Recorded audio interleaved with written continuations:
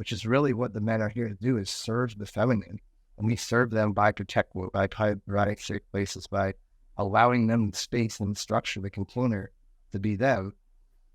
I had to get myself to a place where I was more conscious, more aware, more present, more trustworthy, more in integrity, more authentic. And like when you can, like that, moving that energy up the central channel from the throat, turn into the throat, and then back down through parts. I mean, it helps you last longer in bed. It helps you be more prevalent. It helps you cultivate awareness. It's fucking just imagine. That needs to be put on a billboard. The medicine is the emotional healing. Yeah. And we live in a society that takes us so far away from that. So we're go, and we never have the chance to actually sit and recognize what is actually happening within us. Welcome into the Conscious Coach podcast. I'll be your guide in uncovering the path to finding your true self within. We'll dive into the power of conscious living, the significance of mindfulness, breathwork, and breaking free from hustle culture in our own personal growth. Through these intimate discussions, I'll share not only my own life experiences, but also those of remarkable individuals who have created impact in the world through becoming conscious so that you can do the same. What's up, everybody, and welcome into the Conscious Coach podcast. Today, I am joined by another special guest, somebody that I know pretty damn well, and we're going to get into some really beautiful conversations today. Today, I have Sam Gibbs Morris. He is a speaker, spiritual teacher, conscious relationship coach, psychedelic guide, and the founder of Transcend Breathwork. Sam has aligned his life purpose with his gifts to hold space for other humans to heal and expand their conscious awareness by transcending their edges and enlarging their capacity to hold, receive, and experience the totality of their lives, becoming an embodied presence in their lives. And I will preface this. Sam has helped me a lot on my journeys and becoming who I am now to be here with you in the Conscious Coach podcast. He has a big part of it. So I'm excited to get into it today with you. Thanks, brother. It's the honor not only to serve you in that capacity, but also, as much as there's been serving back and forth, there's also been a lot of walking side by side of the path, which I'm super grateful for. Yeah, absolutely. Yeah, I mean, I've experienced, for the listeners here, I've experienced my first Bufo ceremony with you, which was extremely powerful. And then we sat together in medicine as well, which I'm sure we will do much more. But sharing those experiences. But I would love for you to just get into a little bit more just about yourself, who you are as a person. And we know that you have a pretty great story of getting to where you are now. So I'd love to just dive into that a little bit. So who I am now, as you mentioned, conscious relationship coach, like that's really what I'm focused on, is helping men show up better, mostly for their women. And when I say like show up better for the women, like how you show up for your woman is how you show up for the rest of your life. It's how you show up for the rest of your life. Because life force literally is the feminine. The women of the world, or the feminine identified beings of the world, are simply a manifestation of the life force. And it's fucking chaotic. And it's beautiful, and it's flowy, and it feels to the masculine like, what the fuck is going on here? And so we as men, masculine identified beings, we really get to become conscious, use our conscious awareness for our breath, our central channel, cultivating the lower, the dantian, like using all of our energy centers in our body, our awareness, the masculine structure, to meticulously create these cultures where that feminine is allowed to be all that, and to operate within the structure that we create, holding that masculine relationship. So the reason I'm so passionate about this is because honestly, if I'm at like an amusement park or walking around Austin and I see a couple that just looks fucking happy together, or even on Instagram or wherever it is, I just see a couple that looks like just a solid team, it fucking lights me up. And I want to create more of that. More of that for those two people, and for the kids they bring into the world, for the healing the generations before and after, the 7 back, 7 forward. And I've chosen to work with men because men, women suffered a lot at the hands of men, and for not just recently, for generations. And so there was a pendulum shift where the women were like, we got to do work. And they kind of swung in past men as far as doing the work to show up in their expression, in their process, in their being. And then kind of just watch them go by. And I was like, uh-oh. And then all men's ships, they're starting to come up now. And so who I am now, and this is my thing too. I've experienced this firsthand of like having a woman that has called me forward in ways that I could not even imagine were possible. My first experience with that was in 2010. I had my first girlfriend that really like slapped me side of the face and was like, wake the fuck up. Like, I was a walking dead person before that. And that one I was still pretty much in my alcohol and the drinking and destructive. Well, that one didn't last. And she's a really good fellow right now. She's helped me a lot. And then my most recent relationship was the next iteration of that. And I was not ready, and then I was ready, and then not ready. And it's been this like pull of like me recognizing like to be in this place of serving the feminine, which is really what the men are here to do, is serve the feminine. And we serve them by providing safe places, by allowing them the space and the structure, the container to be them. I had to get myself to a place where I was more conscious, more aware, more present, more trustworthy, more in integrity, more authentic to stand in that place. And so now I recognize, it's kind of like fitness. Like you work in fitness enough times, like you see someone walk around the street like, that dude needs coach. You know, like, so now I see it in relationships. I'm like, that dude needs coach. That dude is not, his woman doesn't feel safe and he's stepping up. You can tell the energy. Just as I said before, like you can tell the energy of like a solid couple that's happy and teammates and they got each other's back. And so beautiful. So who I am now is that man after walking through a lot of falling on my face and coming and stepping into this role myself. And it is, the past few months have been the most growth I've experienced probably in the past 4 or 5 years because of something that happened. I'm happy to do it. How I got there though, was walking through a lot of just really personal fires. Starting when I was really young. If you had asked me at age 36, 37, how was your childhood? I would have said it was awesome. I got to play tennis and golf every summer, worked on my dad's construction crew in the summers, skiing every winter, trips. There was a lot of love in the household, no like verbal, physical, sexual abuse. And then I ended up in AA.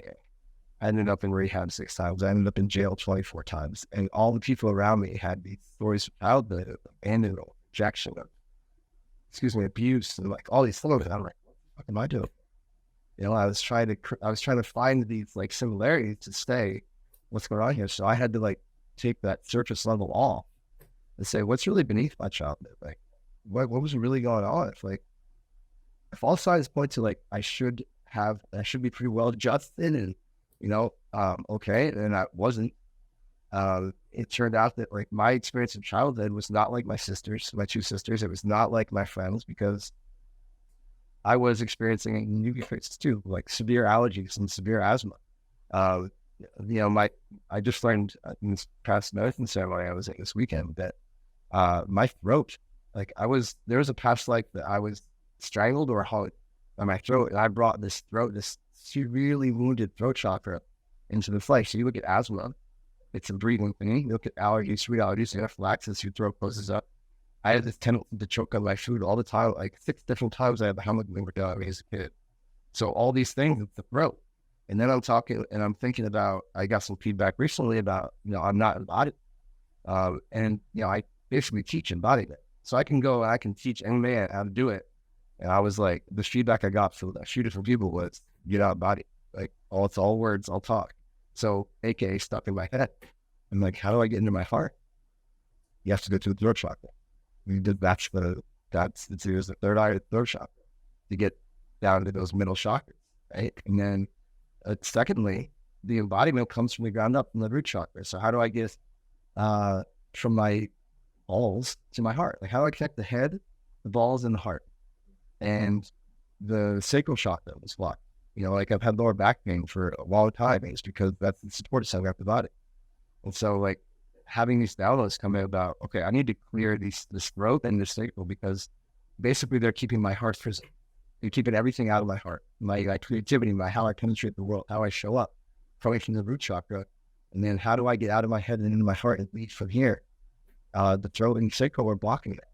And so it was like, okay, well, now I get to like, do qigong, do breath work, like 3-part breath to move the energy up and down the channel and work through all this stuff. And so going back to the childhood, I never had the chance to support myself because I was always in fear of dying. Like when I look at it, I was a series of near-death experiences. You eat a peanut when you're lounging and your throat starts to close up. That's pretty much like your fate. It's like, okay, is this going to be it? Like, are we done? And as a child, you don't know that. You're just like, where's my next breath coming from? But looking back, and when you go plant medicines to see these things, to go beyond that veil of consciousness. I was shown that my first suicide attempt was actually when I was 9 years old on the Worry Baseball field. Subconsciously, I was done with this experience of feeling so much stress and pressure and fear that I decided to have my body, my nervous system, my subconscious decided to have a severe asthma attack where I blacked out on third base because I couldn't breathe, and I ended up in the tent in the hospital. Ayahuasca showed me back in November that was my first suicide attempt. I was just fed up with I felt the shame and the disconnect with my friends, my sisters. Like the way I was experiencing the world was just too much. And so these are all the things that when I stopped looking at the surface of my childhood, which again, it's a real thing too. Like, it's not like it was terrible. It was a yes and. Like, I had that beautiful experience of it. And underneath that, beyond that, there were some things going on internally that were keeping me from fully being a child. And so from that came shame, from that came resentment, from that came anger, from that came social anxiety, depression, because of all these things that I was dealing with. And, then at some point I kind of isolated away from team sports because it was really shameful to have an asthma attack in the middle of a soccer game or a football game. And a kid looking, you're like, just breathe. Like, why can't you breathe? And they can fun me for it. And I was like, okay.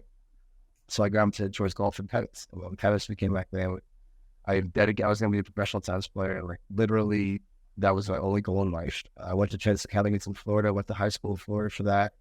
College scholarship for when blew my knee out my freshman year of college. And looking back, like, that was probably, I still played college for 4 more years. I never looked at college to me. And when that happened my freshman year, I kind of got a taste of what he's like about tennis, which was very sad for me. But also there was like, I'm being honest, there was a sense of, doing something every day since you were several years old until you're 20. So I played out the 4 more years, and then my senior year of my college tennis, which was like COVID exhaustion. And your tennis career here, you're more interested in being a social butterfly. Like, I'll say, doing this every day since you were 7 years. I was 22 at the time. And at first I was like my whole life, like, what am I going to do? And then I was like, because he was right. Like, I was done. I am done. And that's when, that was like the first kind of permission slip I got to open my life up to, like, judging and coupling king. For the next 5 years, it was pretty like well contained. I got a job after college at a bank in North Carolina, and ended up getting married, and had a pretty normal life with hard partying, no real consequences. And then 29, got divorced, moved down to Miami. 30 to 33, pretty much coke fuel. Aging in commercial real estate, making a bunch of money. Had a girlfriend, but if I'm being honest, I didn't have a girlfriend. It was just a reckless, destructive, all toxic way of being. And then at 33, ended up in rehab for the first time. DUI, first overnight stay in jail. And then the next 5 years were in and out of rehab, in jail for one time I was 8 days.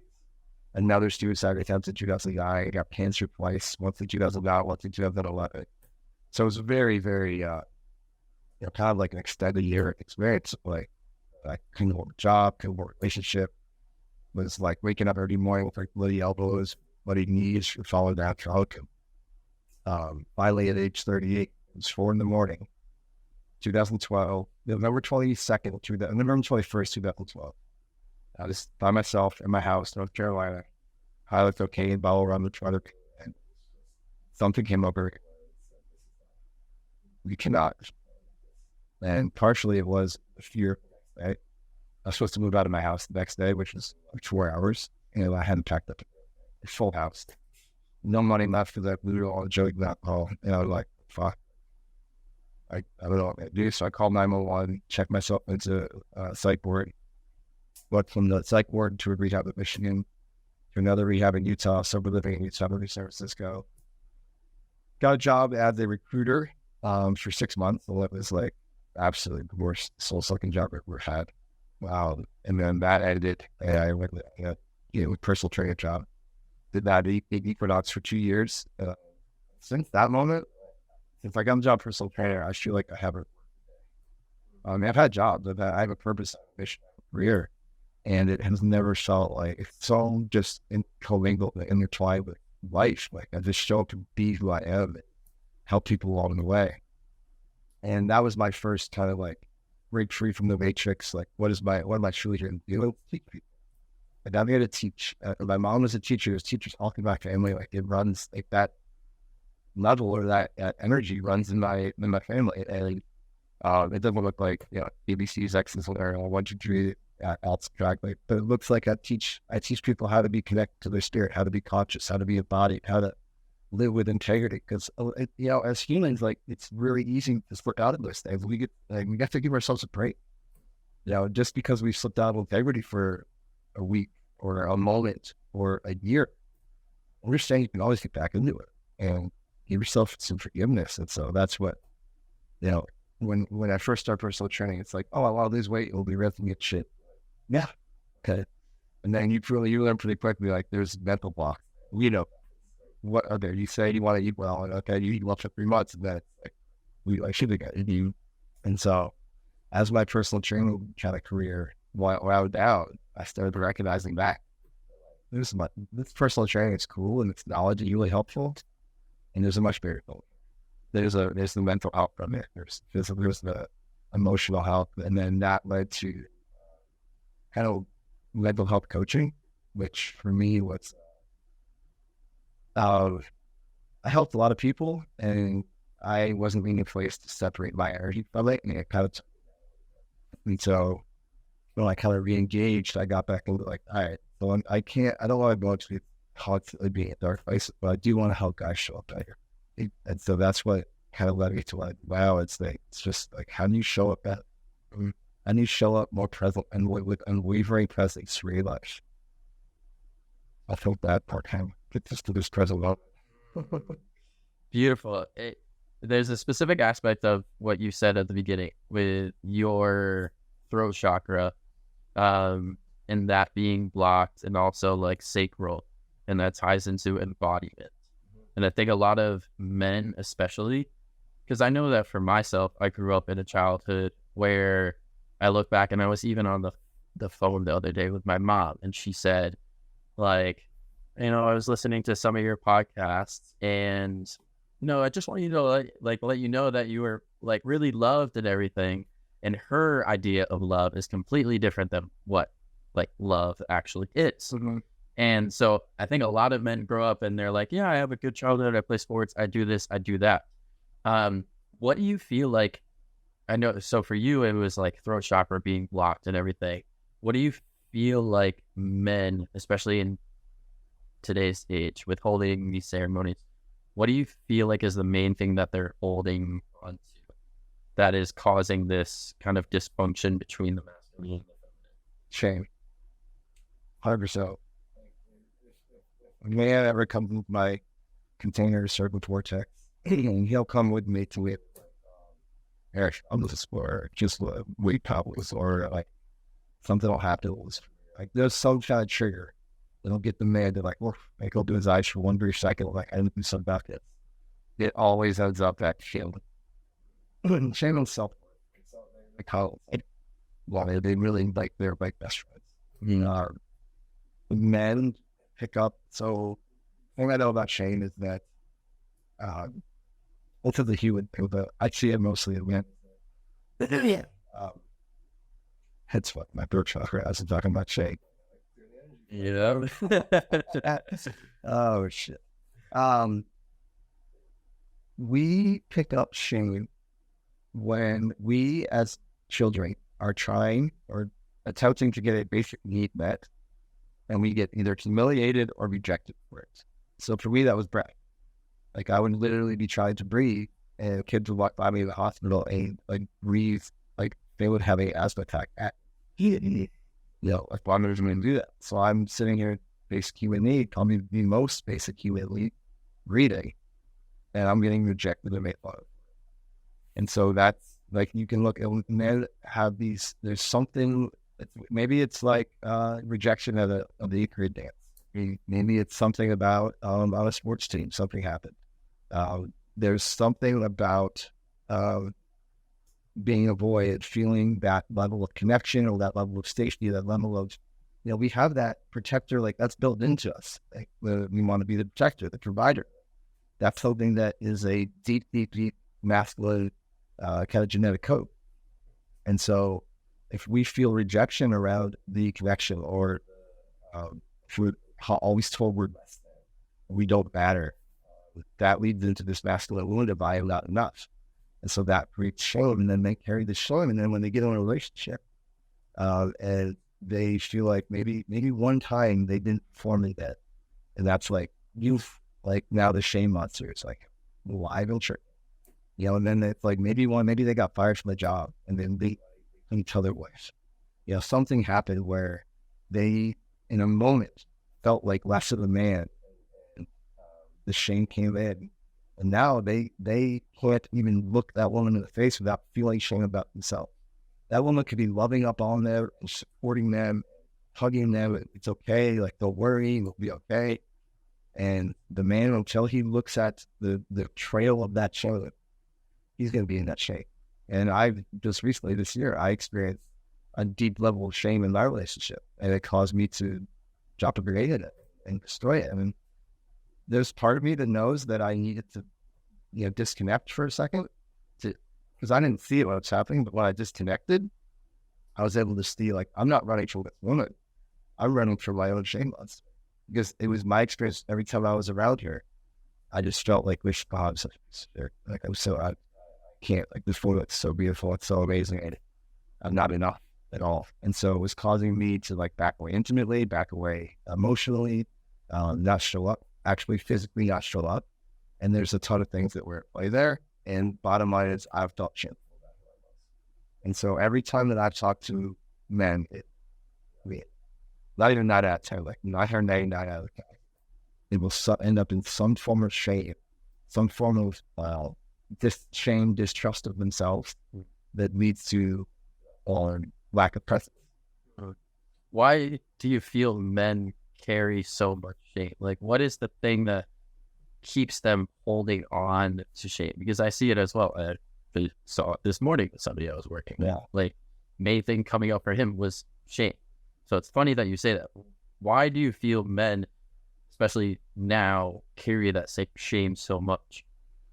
Well, I think there's a couple of things. One is that I think men feel, so first of all, anything that we carry that we say we don't like, we actually, if it's with us, having is evidence of like, that's from a book called Expulsion, amazing. And it's so true. And so we have this unconscious programming that we get to hold on to that. And so I think that part of it is that it takes a lot for a lot of men to show up. And they think that like the maintenance of this energy, the maintenance of this level of showing up is unsustainable. And so what am I going to do? I'm going to hold on to my shame as a little city, just so that I can have a reason to be right and back away. Then when something goes wrong, of course, because I don't deserve it. So it has a built-in excuse factor to it that really does serve a purpose. Like all these things we experience, as terrible as they may be, addiction, abuse, depression, anxiety, mental illness, at some level, they have served a purpose for us. And then we hang on to it because that purpose, maybe it was victim. Well, we get to be a victim, and so we get the attention, the love, and coddling, and you're going to be okay, like the pain, that kind of stuff. Like, that's available when you're not being a victim too, but it's more prevalent than being a victim. And that's one of the things from my childhood. as much love as there was in the household, no lack of love at all. The attention and the love was ramped up when I was having asthma. Like when I was in the hospital, it was like everyone pay attention to Sam. And like, feel good, not gonna lie. And so I learned that, like, being in that, because then there was also that shame attached to that. Being in that struggle, that lack of self-worth actually manifested in the addiction. It manifested in a lot of heartbreak. It manifested in getting fired from jobs, because I noticed that when I was little, if I was struggling or something bad happened, I would get a little more attention. And so with men, like, when we have this shame, this wound of I'm not good enough, it's like, yeah, I'm not big enough. And then what we're doing in that moment is searching for someone to say, yes, you are good. And because we need to hear it from somebody else. And shame is a vehicle to drive for you. Yeah, shame is creating something within ourselves that really isn't allowing us to show up as we truly want to be. Say we want. Yeah. And we're also afraid. Yeah. Why are so many men afraid to show up as they truly want to be? Because they're afraid of rejection. They're afraid of, I think it's rejection. I think it's the fear of the responsibility of it, the fear of being able to maintain it. It's the fear of, what if my best is not good enough? There's so many things that the stories we can make up. There's some big ones that I just mentioned there, but I think for each man there's a different reason. But whatever it is, it's fear. It's fear of that amount of capacity, that amount of freedom, that amount of choice. And I think fear of letting someone else down. The last thing any man wants to do is let another person down. And I've experienced that. I experienced that. Like, I let my girlfriend down. I did not show up at all. And that was the big trigger for me to look at, not only, okay, so I was in shame and resentment or whatever else, and show up. I recognized that I was not showing up. I said, but I had this physical, like, literal physical, like, wall that kept telling it to. And I say, okay, so I wanted to show up. I didn't show up. And what was in that? What was going on there? It was shame. It's like, I don't feel like good enough that I can hold this woman that is struggling, hurting. I don't feel I'm capable. And so that it's like, okay, that great. Now, how do you become capable? What do I have to do to expand, like, my nervous system and my consciousness? Say, how can I, the next time something like that happens, how do I not look? True, like the king archetype, chief archetype, number one tennis, don't look away. And so shame wants you to look away. It wants you to say, no, I don't see that. Or, oh no, like, I can't look there. Like, because shame on you, which we hear a lot of always, is like too aggressive, too violent, too strong. Shame on you. Because shame. Then we feel that shame movie. Now it's an ability to look up, like your body tells go feel it. The real value, the real truth is open your jaw, open your heart. It's the heart. I found just this past weekend too that my heart closes off when I don't feel support. And that goes back a long ways. And so shame is like, it's my shame on the flip side of that. My shame comes from I'm not able to support yet. Going into your, if you don't mind to expand on it, in January, when you were feeling this shame come up, like, what was it like experiencing that? How was it showing up in your life? What were the things that you were saying to yourself when this shame kept coming up? Like, how was it manifesting in the real world? So in the real world, it was the recognition of, like, it was in not showing up. Like, this woman in front of me is suffering, and I can't. Like, I don't care to show up. That's how it was manifested. What I was telling myself, there was some excuse making. There was some, like, justifying. There was some there was some things in my relationship where it was kind of falling apart. And I was like, okay, And I didn't, to be clear, like I didn't really recognize that it was shame in January. It was causing that. I once I separated a little bit from it and I recognized that I wasn't able to, I didn't feel that I had the financial, emotional, physical capacity to keep up and hold on.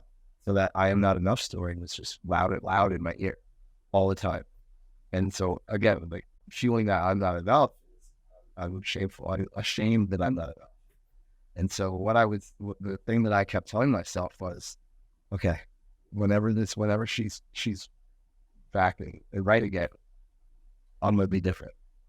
And because there was no, like, it was bypassing. And then when finally everything kind of balanced, like leveled out, that's when like the real end of the relationship happened. The iteration of the relationship happened. Going through a workshop that we did together, and she was a facilitator. I was a participant. And it really brought up, like, it's a big thing. Shame is a big part of the work. And so it brought up everything.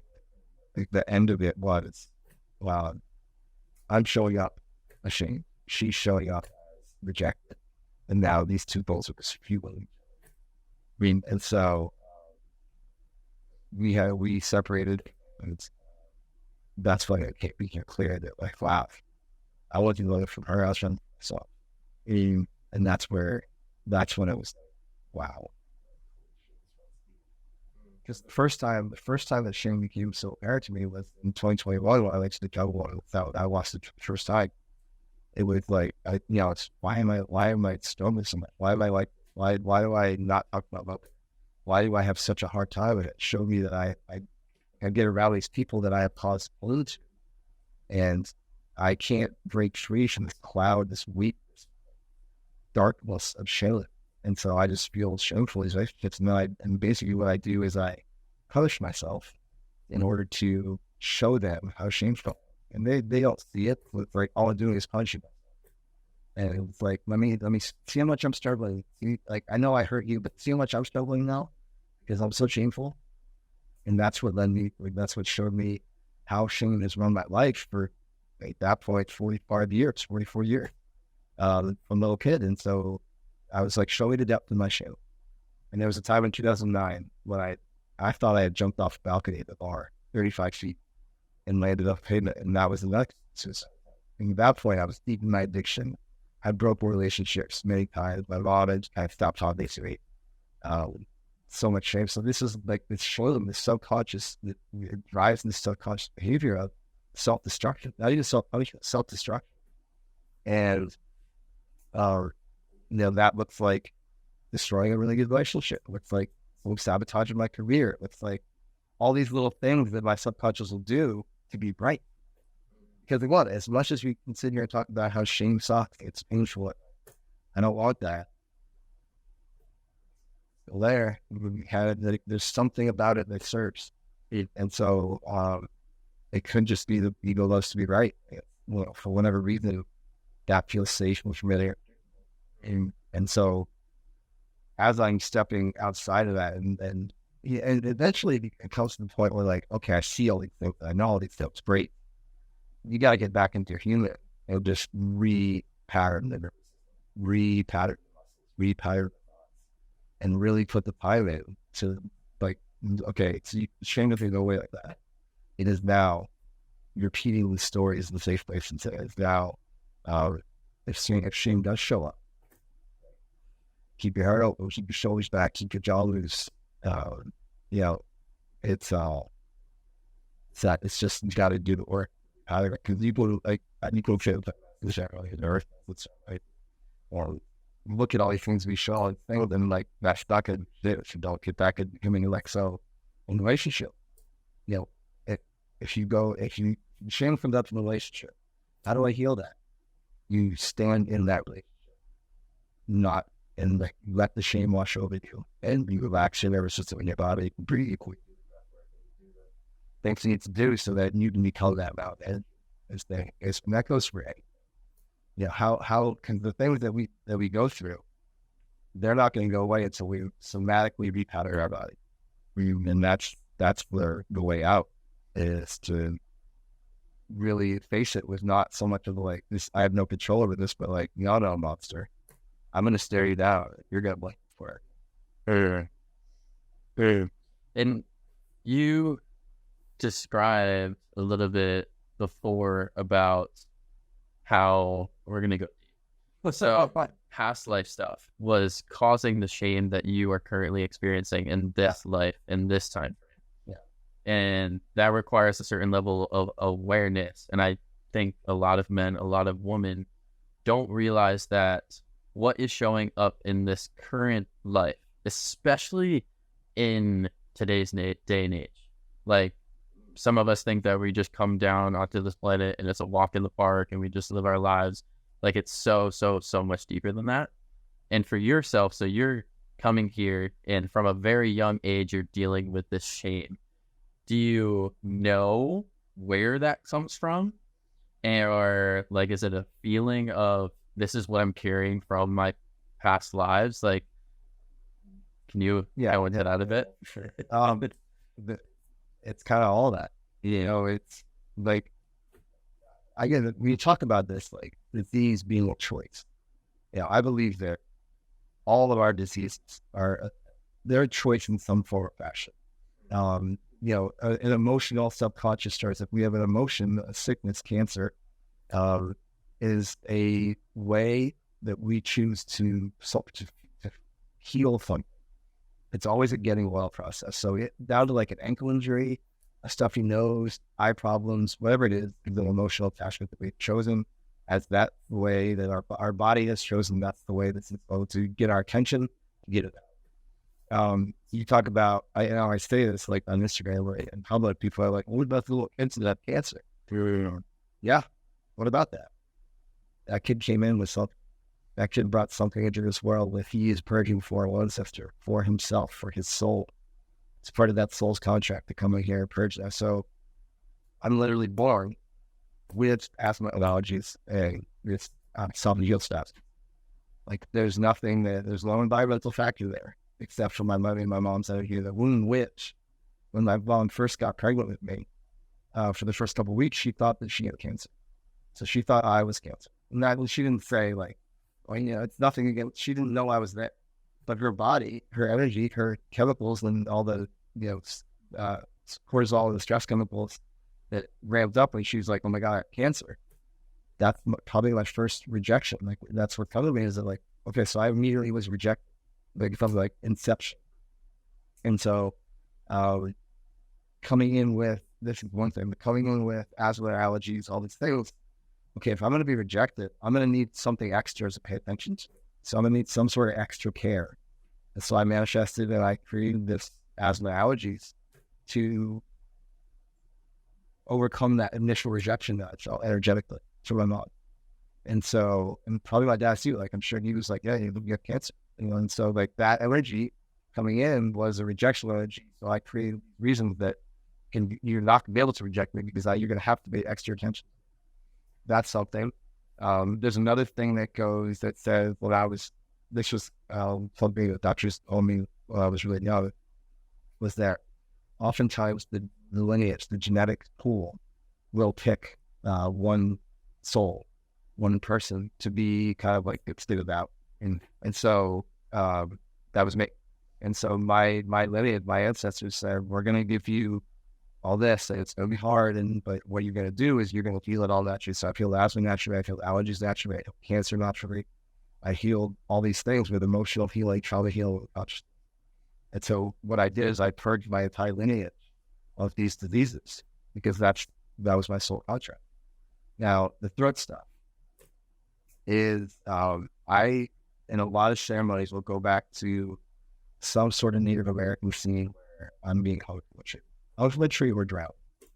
There's two that come to me. And I haven't gotten to I have kind of gotten to how that happened, but it was some sort of mystery childhood that caused me to, exile from the tribe, I have a very vivid memory falling into a pool, wearing like winter clothes, like heavy, like denim jackets, wounds, And like to the point where I've asked my mom several times, like when I fell into the pool, like I used to say, when I fell into the pool at Olivia's house, who was it that came pull me up? She's never filmed this. I absolutely did. I remember being underwater and feeling the clothes come set and like feeling like just being dragged down so heavy that I couldn't swim to the top.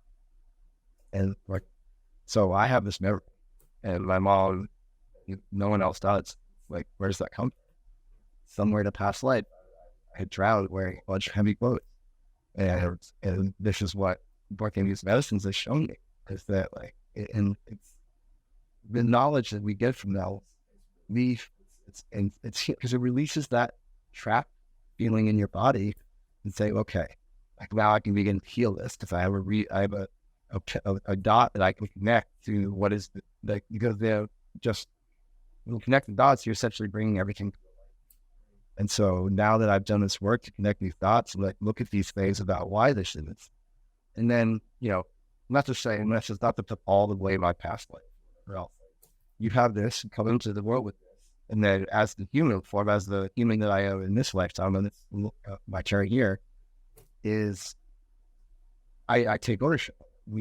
I took ownership of like the asthma, the allergy, the growth factor stuff. It becomes my identity and way of being. So then it becomes my duty to first clear it, find out where it comes from, and then as like this human, taking ownership of like, okay, so that may have been something that was imprinted on me early on, from a parent, from an uncle, from past life, whatever it is. And now it's my responsibility to, because, you spend the first 15, 20 years of your life kind of unaware and live, this conscious form. But you also start to like, okay, I have asthma. So now I spent 33 years.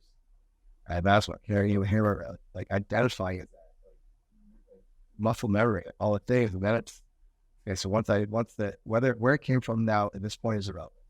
The point is that I have embodied, I've taken it on, and it is mine. I've taken ownership.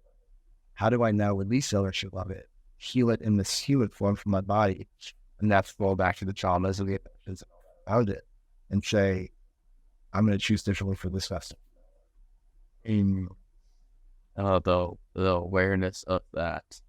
And I think that's something that so many people don't recognize, is that it does require a certain level of awareness to even be able to know that everything that, what you're saying is like everything that your body is manifesting is caused from something internally, and it's always like emotional based, like having that shame, having that guilt, having I am not enough, so my body manifests this disease, this sickness, for whatever reason that it is, because of something that is happening in your emotional body. And this can be something that you're also carrying from past lives.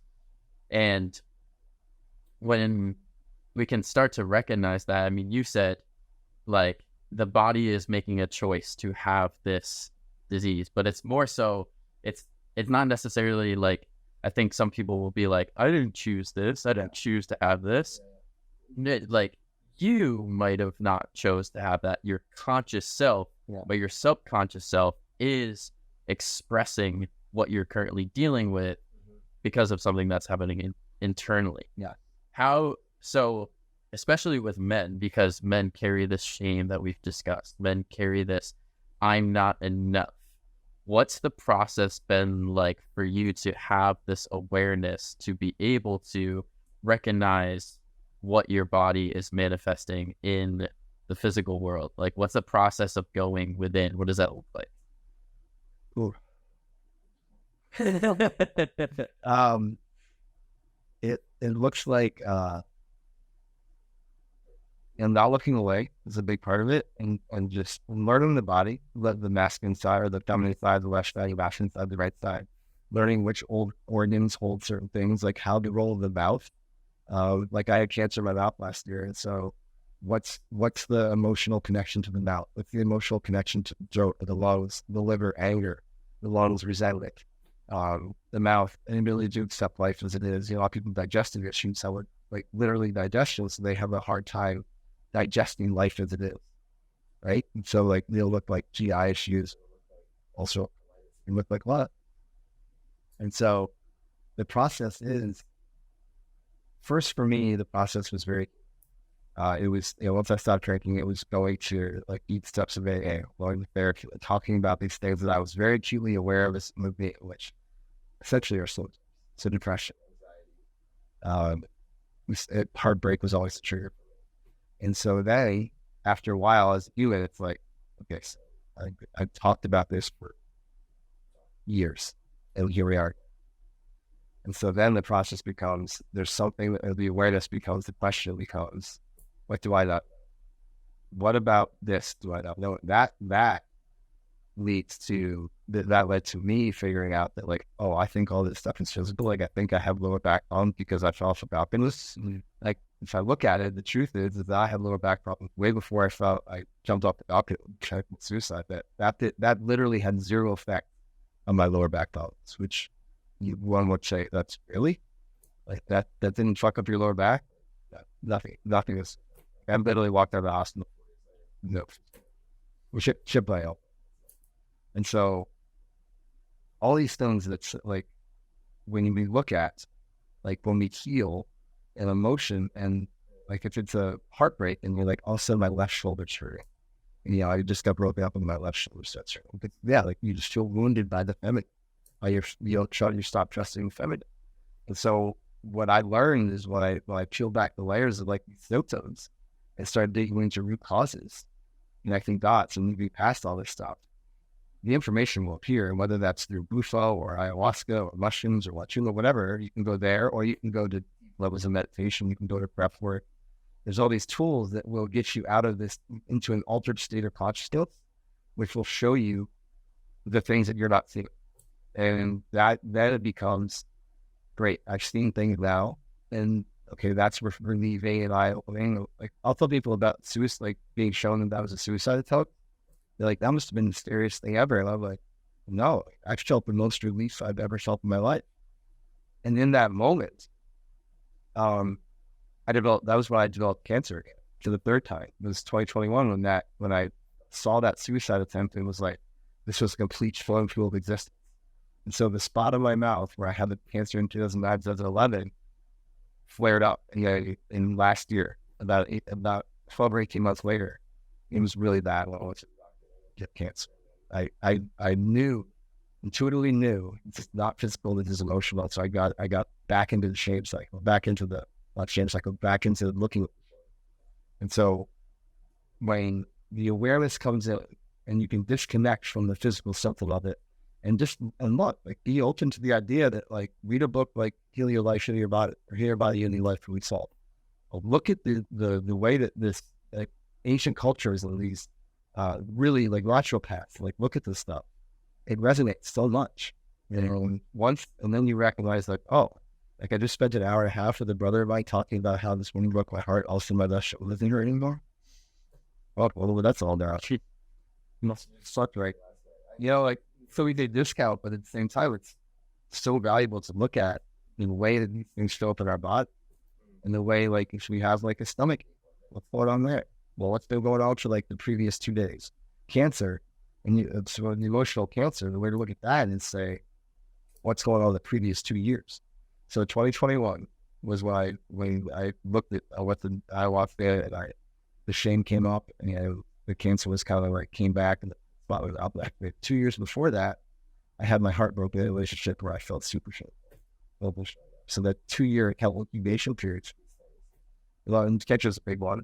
Like if it's a cold or it's some sort of virus or just like a madly injury. Like look what's been going on for the previous 2 months or 6 months or what's going on in your life.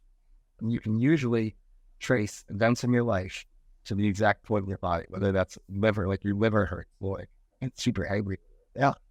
Because that's where your body, emotional body processes anger, it's liver. And so, for me, now that knowledge, I look at medicine, Western medicine, all medicine, as medicine is really the emotional. That needs to be put on a billboard. The medicine is the emotional healing. Well, and we live in a society that takes us so far away from that. So we're go, go, go, and we never have the chance to actually sit and recognize what is actually happening within us. And to have that awareness, we can tie back, okay, this throat cancer that keeps showing up for me, it's not just magically appearing out of nowhere. Like, these things don't just naturally happen to you. Like, it's a manifestation of looking back, seeing what could be the cause of this. And what are your practices? So you're a man of medicine, with the medicine, with, Bufo and ayahuasca and facilitating that. You're also in doing breathwork now and helping people in their relationships. Like, what does the process of getting out of the mind, going within the body to actually look at it and see where these things are being held, what does the process look like?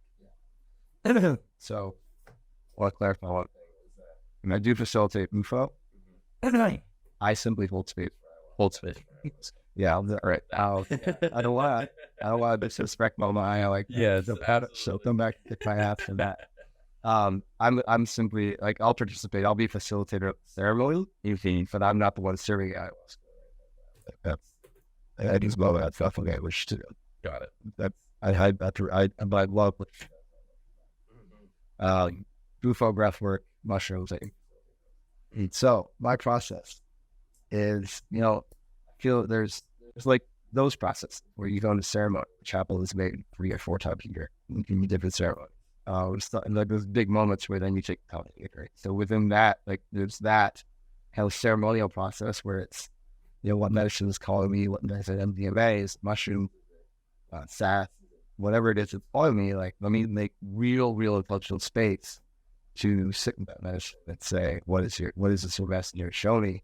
And then spend like 3, 4, 6 months ayahuasca for an integration process to review the journal, review the trip notes, review like the things that came up in that, and say, how can I be witness? How can I realign? How can I become a body?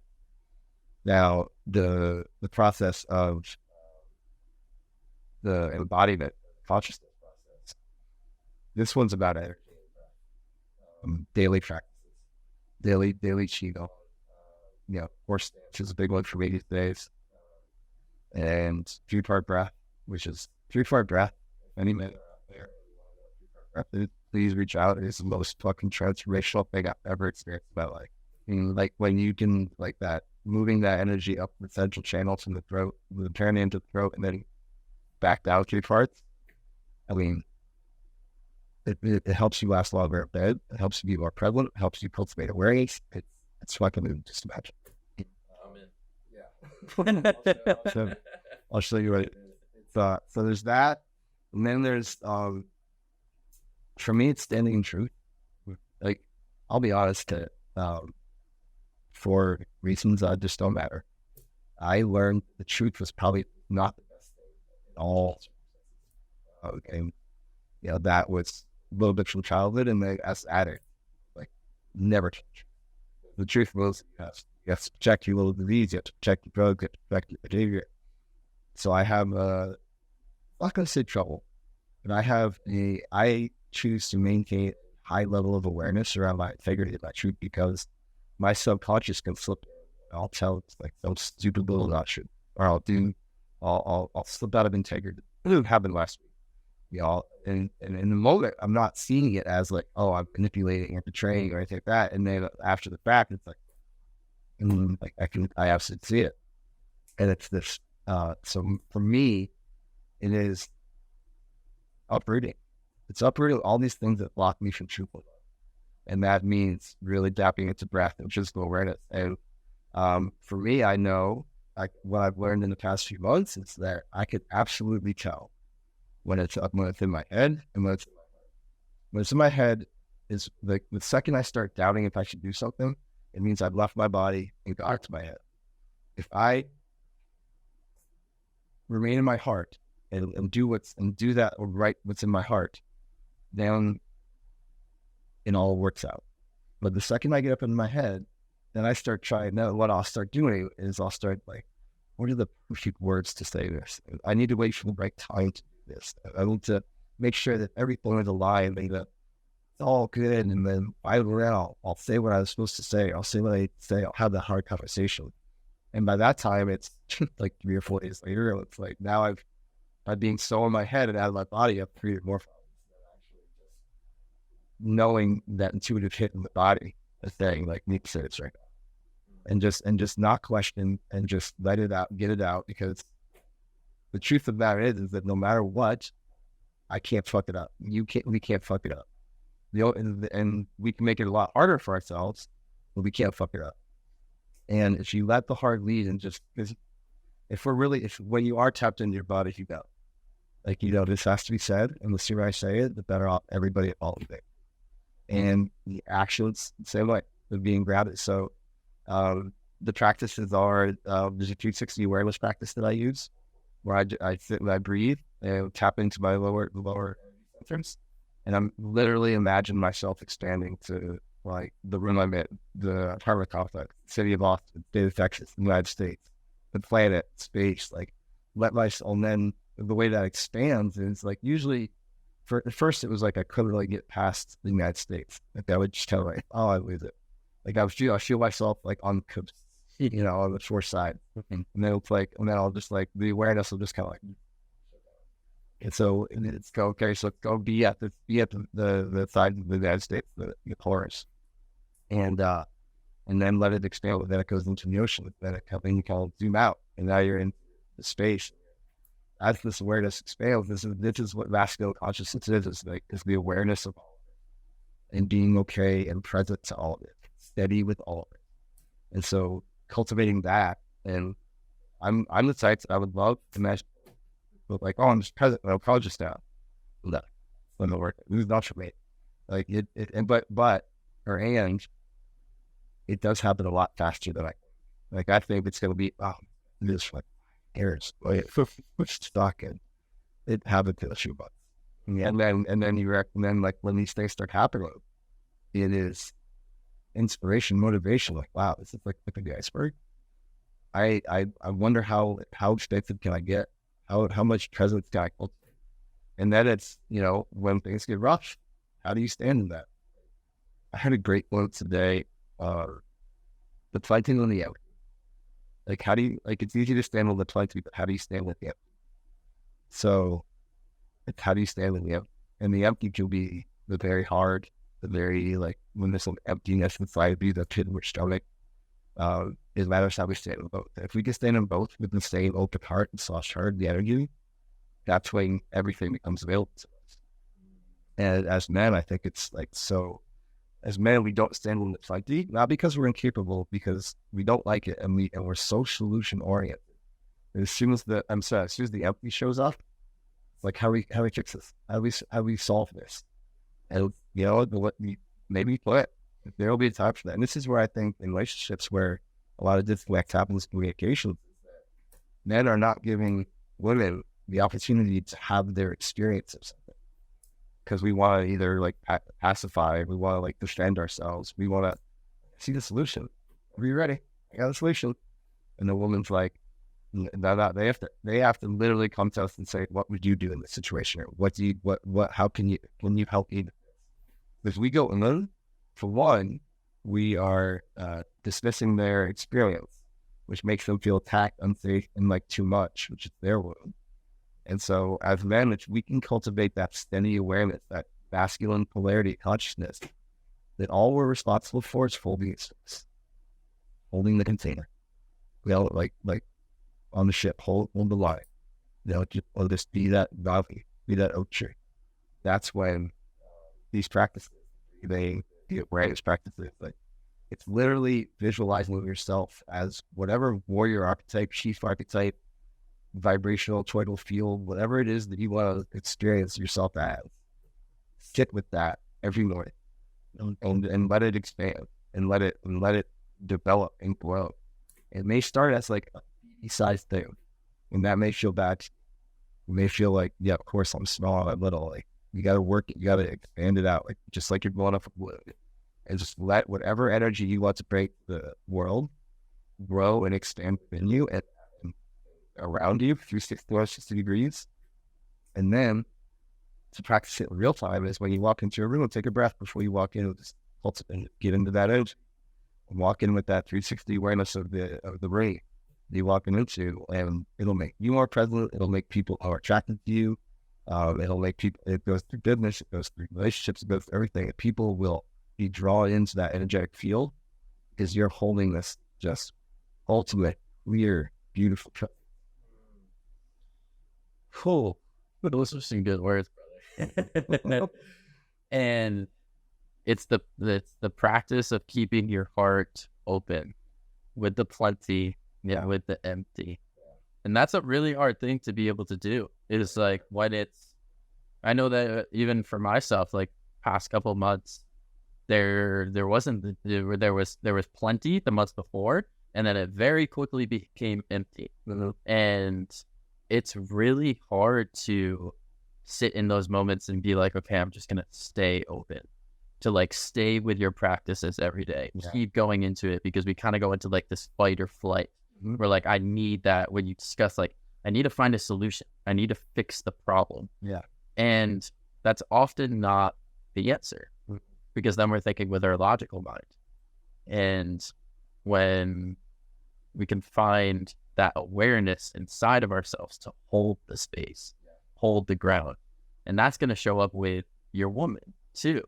I mean, I really like how you said, like, allow her to have the experience herself, like go through the hardship, go through the pain, and just hold the ground. Like, just be there for her. Don't necessarily like, this is the solution, this is the answer. Because I know that I do that sometimes too with my partner. Like, she'll go through it and I'm like, okay, I think you should do this. Like, no, just allow her to go through it. Yeah. Because essentially, if you don't, you're robbing her of the experience, you're robbing her of whatever lesson she came there to get. And that can happen. That's a mirror back to us. Like, if we're rushing through an emotion, a feeling, we're not giving the space to show us what we chose to see in that moment. Essentially saying, it's an I know it all approach. Oh, I know the solution to this. Do you? Give it time. Oh, that's the solution. And being that energy, and with the woman and with yourself, allows all the possibilities about what if. If I'm a man, and if I'm a man, I think I'm a man. We're talking in a esoteric sense. If I am, let's say, in an esoteric sense, that I'm a man and I'm experiencing shame, and I see these patterns keep coming up in my life where I'm getting into relationships and they're not working out, and I'm running away from my problems. What would you say to that man in that place? What would you say, kind of like, to help him? Because he wants to have those divine relationships. He wants that. He knows inside, the subconscious knows. What would you say? First thing I would say is, let's look at what point there's a common denominator here. There's a pattern developed. And so let's dissect that pattern. Let's get into, what the pattern is. So let's just say, hypothetically, it's like, okay, everything's good for 6 months, and then it's 6 months of shit, and then it's 6 months of a break. So you spend 18 months with pattern, and then maybe 2 months by yourself, or a month by yourself. And you're like, okay, I'm at the moment again. Well, repeat. So dissect your current pattern. Look at like all the ways that your behavior is mimicking and repeating itself. And then I would say, once that's clear, then it says, okay, so what now? How would you really like to show up? Like, you say you want this, you say you want that. Okay, there's a clear gap here. And then I would say, so this probably going to say this most ideal, like, whatever situation that, like, all puppies are doing, there's great sex and partying and travel and trips and all things. Great. What's the shit side? What's going to happen when she is angry? Or what's going to happen when you wake up in the morning and don't want to have sex? What's going to happen when the shit is bad relationship? How do you get shown that? Because it's all well, like, you you have to understand, men have to understand you're going to have to start with some shit. Well, it's going to be your shit. Because these relationships, there's no ceremony on fucking earth like a conscious relationship. I don't care if you drink 11 cups of ayahuasca. Mm-hmm. Like, you will never have the depth of a ceremony like a conscious relationship. And so, the reason that we look at both of those sides, the question before you get into that question is, are you really fucking ready? I mean, like, are you really, like, that looks all well and good, like, oh, on partnerships out there, sacred unions out there, they look all great. You ask any one of those men, what goes on like what starts literally drop to the list. Like, God, because it is fucking real. And if you're not ready for real, don't start. That's okay if you're not ready. But now the elite code now is okay. Good, figure out where you're at. Now, how do we get you ready? Because this will end up being like the lottery that don't have the nervous system to hold $500 million, and they're broke a year and a half later, or millions of dollars in debt, not because they're bad people, but because they didn't have the nervous system and they weren't ready for all of it. They saw the houses and the chips and all, like they just felt the pain of poverty and said that's my solution, but they didn't understand and acknowledge that poverty was their nervous system and that was solution, and they actually liked it. So this man that's coming out through these cycles of heartbreak, of honeymoon, destruction, heartbreak, he has to understand that he's chosen that over and over again because there's something about him that loves that, and he likes that. He has to shift that into understanding that is actually not the safest bet. The safest bet is actually showing up, becoming a man with the unwavering presence, the massive capacity to hold it all, that can be present for that woman. And as a man, like, stepping up and really asking yourself that question, am I ready to, like, hold this? Yeah. Is this something that I can do? And it takes that constant inward reflection. So everything that we spoke about today with your story, I know with mine as well, like, that those same shitty relationships just kept showing up in my life. And it wasn't until I really started looking at myself. Like, everything in your life is just a big fucking mirror. So what's showing up? Why does it keep showing up? What in you is causing that mirror in your life to keep showing up? Mm-hmm. And it requires, like, you have to be ready to, like, go into it.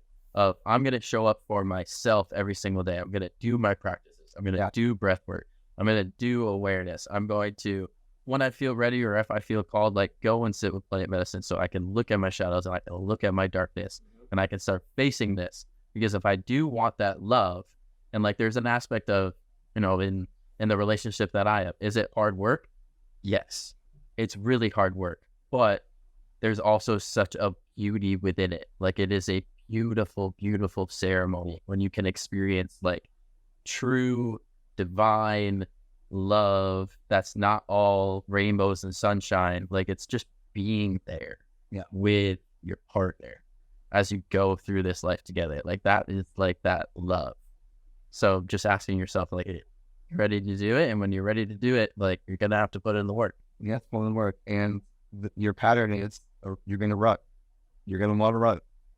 And your commitment to yourself and to the unit is don't run. Because once you start running, she will feel that and she will shut the fuck down. And that's a big mountain climb. Well, it's all the time like that. And we're all in it together. We're all in it together. It's just constantly just looking at ourselves, and there's always so much to learn. Yeah, and I think that's one thing too about this relationship stuff. Women are calling women. A lot of these cottage photos out here, especially also, but all over, that want these men to show up, and men they're shying away. I think for two reasons. One is they've had this pattern of not trusting themselves, this not showing up. So and every time it'll get shorter because they essentially predict the future, and it gets in short time and it gets shorter. So they're like, this is going to fail anyway. It doesn't matter if I change. No, I still went because they have that installed. Secondly, is men have this thing about protection. about being done, about being healed, being at a result at an endpoint. And that is not what it's called for. It is getting within the arena. That's the point.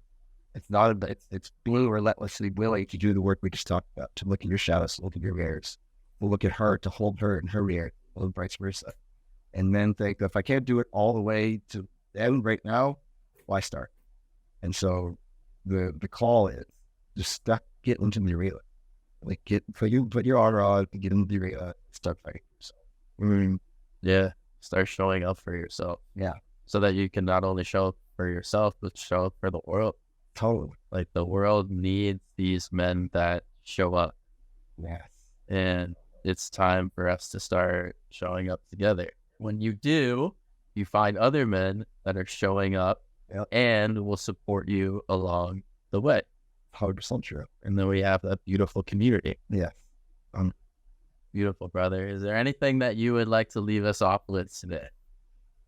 Don't ever be afraid. Yeah. You look at all the great athletes, how great, but story. After every time they want, what else? Where do I need to be a beginner so I can be better next? And that goes with business. How did everybody that's ever created the iPhone, created the computer, created whatever they've created, they created all that because they are not afraid to say, I don't know, I'm a beginner. And that's the fastest way you open and build that one for you. Be a beginner. And I think that's something I can also learn from as well. It's like, be a beginner. Like, not everything that you're wanting has to happen right now. Just learn. And over time, it will evolve. And well, you can always move towards it. Yeah. Beautiful. Well, this has been an amazing conversation, and I'm very grateful for you. I would love for people to know where they can find you, get in touch with you. I will also say that Sam has been an integral part of my journey, and it's a huge part of me starting on this journey. So if you're a beginner, Sam is the guy to go to. Well, where can people find you? Thanks. Yeah. So great stuff. So great to be on staff. Guys, the go make some shit. Fighting. It's best place is great at Gibbs Morris. Yeah, I'll put all of that down in the show notes. Sweet. Thank you to everybody that joined us here today. We're very, very grateful for you. We're grateful for you, Sam. And let's keep being beginners together. Wait, Love it. Peace, everybody. Thanks. Thank you so much for tuning into today's episode. If you enjoyed it, please make sure to leave a like and subscribe. And if you're listening, leave a 5-star review. I also wanted to let you know I just released a subscription that is Becoming Conscious. You get access to guided breathwork recordings as well as guided meditations from 5 minutes all the way up to 60 so that you can start living a more conscious life.